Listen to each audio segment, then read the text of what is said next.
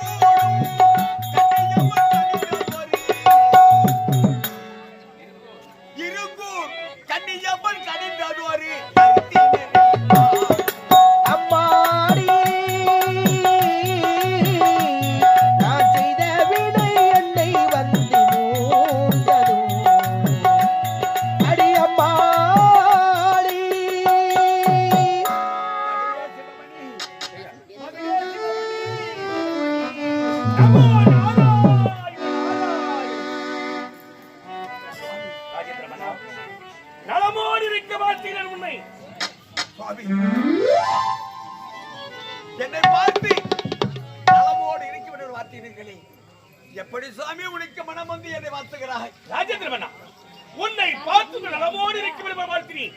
ஆனால் எப்படி சுவாமி என்னால் நலமோடு இருக்க முடியும் என்று நினைக்கிறாய்? உண்மைதான். உன் வாழ்வில் என்ன நடந்தது? எதற்காக இப்பேற்பட்ட துயரம்? எதனால் இப்பேற்பட்ட துயரம் தெரிகிறதா? நான் பெறாமல் பெற்றெடுத்த ஒரே ஒரு மகன் சிவமணி. அவனை எப்படி எல்லாம் வளர்த்தேன். இன்று என் மகன் இறந்திருக்கின்றார்.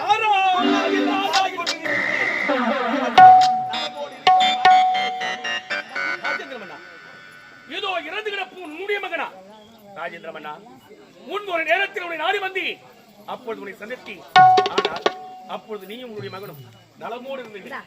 ஆனால் இப்பொழுது வந்து பார்க்கும்பொழுது உன் மகனும் இறந்து விட்ட சடலமாக இருக்கின்றார். உண்மைதான் சுவாமி. இதை அறியாமல் உன்னை பார்த்து நலமோடு இருக்க வேண்டும் என்று வாழ்த்து விட்டேன்.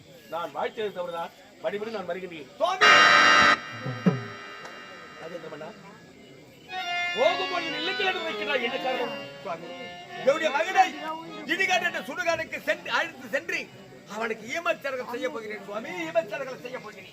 அதுதானே கடமை, செய்ய வேண்டியதானே. ஆனால் என்னுடைய மகனுக்கு திருமணம் செய்து கண்குளிரை காண வேண்டும் என்று மனம் கொண்ட கட்டி கொண்டிருந்தேன். ஆனால் அதற்கு முன்னதாக என்னுடைய மகன் இறந்து விட்டார். ஆனால் இடுகாட்டு சுடுகாட்டுக்கு அழைத்து செல்கிறேன் சுவாமி. ஓ, உன் மகனை எடுத்து சென்ற இடையாடு சொல்லக்கூடிய சுடுகாற்றியை தகனம் செய்ய போகின்றாய். ஆனால் தகனம் செய்து முடித்தவுடனே உன் மகனோ சொர்க்கம் செல்ல வேண்டும் என்று நீ உரைக்கின்றாய். உண்மைதான் உண்மைதான் ராஜேந்திர மன்னா, உனது மகனோ சொர்க்கம் செல்ல வேண்டும் என்று உரைக்கின்றாய். உன் மகனுக்கு திருமணம் நடந்து விட்டதா? நடக்கவில்லை. திருமணம் நடக்கும் முன்பாகவே இறந்து விட்டார். ராஜேந்திர மன்னா, இந்த உலகத்திலே ஆணாக பிறந்தாலும் சரி பெண்ணாக பிறந்தாலும் சரி திருமணம் முடிந்து இல்லற வாழ்க்கையில் ஈடுபட்டு இறந்தால் மட்டுமே அவர்கள் சொர்க்கமோ அல்லது நரகமோ செல்ல முடியும். ஆனால் திருமணம் நடக்காமல் இறந்து விட்டால் அவர்கள் சொர்க்கமும் செல்ல முடியாது, நரகமும் செல்ல முடியாது. எங்கும் அங்குமாகி ஆவியாகவும் பேயாகவும் நான் அறிந்து கொடுப்பார்கள்.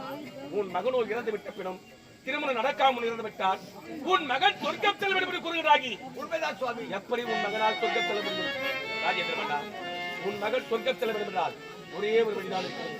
என் மகன் சொர்க்கம் சேர வேண்டும் என்றால் ஒரு வழி இருக்கிறதா? உன் மகனுக்கு திருமணம் நடந்தால் மட்டுமே அவன் சொர்க்கம் செல்வார். மகனுக்கு திருமணம் நடக்க வேண்டுமா? இறந்த பிணத்திற்கு எப்படி சுவாமி திருமணம் நடக்கும்? யார் பெண் கொடுப்பார்கள்? நீ உரைப்பது உண்மைதான். இந்த உலகத்திலே நல்ல முறையோடு இருப்பவர்களுக்கு ஏதாயிலும் ஒரு குறையை காண்பித்து பெண் கொடுக்க மறுத்து விடுகிறார்கள். ஆனால் உனது மகனோ இறந்து விட்ட பின்னும் இந்த சடலுக்கு யார் சுவாமி பெண் கொடுப்பார்கள் என்று கேட்கிறார். உண்மைதான். நிச்சயமாக உன் மகனுக்கு திருமணம் நடக்கும். உன் மகனுக்கு திருமணம் நடக்கும் என்ன செய்வது தெரியுமா? என்ன செய்வது சுவாமி? இப்போது நாடுங்க பறைசாற்ற வேண்டும்.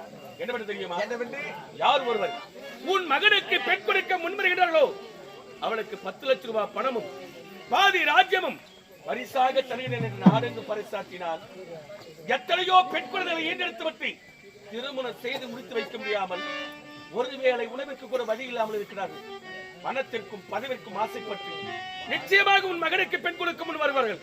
கண்டிப்பாக உன் மகனுக்கு திருமணம் நடக்கும். நிச்சயமாக உன் மகன் சொர்க்கம் செல்வார். அப்படி என்றால் 10,000 பொற்காசுகளும் என்னுடைய நாட்டில் பாதியும் பறைசாற்றினால் நிச்சயமாக உன் மகனுக்கு திருமணம் நடக்கும். அப்படியே செய்து முடிக்கின்றேன். இருந்தாலும் உன் மனதிலே பெருத்தது ஒரு வருத்தம் இருக்கிறது. என்ன சுவாமி? என் மகனோ இறந்துவிட்ட பிணம் இந்த பிணத்திற்கு எப்பொழுது திருமணம் நடக்குமோ? நாள் 1 ஆகலாம், வாரம் 2 ஆகலாம், மாதம் 3 ஆகலாம், ஆண்டு 4 ஆகலாம். ஆனால் எத்தனை ஆண்டு காலம் ஆகுமோ தெரியாது. என் மகனோ இறந்துவிட்ட பிணம் ஒரு நாள் கழிந்து மறுநாள் பிறந்து விட்டாலே துருவாடி வீசக்கூடிய மனித ஜென்மம். நாம் உயிரோடு இருக்கும்போது எத்தனையோ வாசனை திரவியங்கள் எல்லாம் பூசிக் கொள்கின்றோம். ஆனால் இறந்த பிறகு ஒரு நாள் கழிந்து மறுநாள் பிறந்தால் துருவாடி வீசக்கூடிய மனித ஜென்மம் ஆயிற்று. அப்படி துருவாடி வீசக்கூடிய மனிதனை என் மகனை நான் எப்படி பாதுகாப்பேன் என்று உன் மனதிலேயே சந்தேகம் ஏற்பட்டு சுவாமி இருக்கிறது. கவலையே வேண்டாம். எப்போது என் பார்வை உன் மகன் மீது பட்டதோ இனி முதற்கொண்டு அட்டர் குணுக்கு ஜவால் என்று சொல்லக்கூடிய வாசனை திரவியங்கள் வீசக்கூடிய நறுமணம் தான் வீசுமே தவிர துருவாடை என்பதை வீசாது. கண்டிப்பாக உன் மகனுக்கு திருமணம் நடக்கும். நிச்சயமாக உன் மகன் சொர்க்கம் செல்வார். நாராயண